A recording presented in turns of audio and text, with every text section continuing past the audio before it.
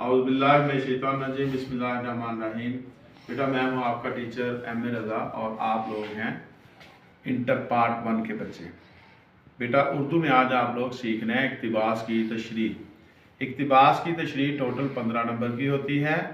1 number आपको मिलता है सबक के उन्वान का, 1 नंबर मुसन्निफ़ के नाम का, 3 नंबर आपको मिलेंगे सियाक़-व-सबाक़ के। सियाक़-व-सबाक़ कितना होता है? ये 12 से 15 लाइंस का होता है और आपको नंबर कितने देता है? 3 नंबर। बेटा उसके बाद आपका स्टेप है तशरीह का। तशरीह आपने कितनी लिखनी है? 2 से 2.5 पेज लिखनी है और उसमें 3 आपने कोटेशन लाजमी डाल देनी है। हर पेज पे एक कोटेशन लिखें। ये कोटेशन आज मैं सिखा रहा हूँ आपको।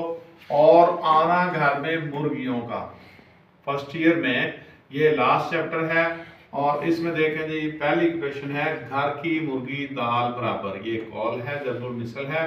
नंबर 2 पे बाज मखलूकात वफा की खूबी से महरूम होती हैं, ये कॉल है।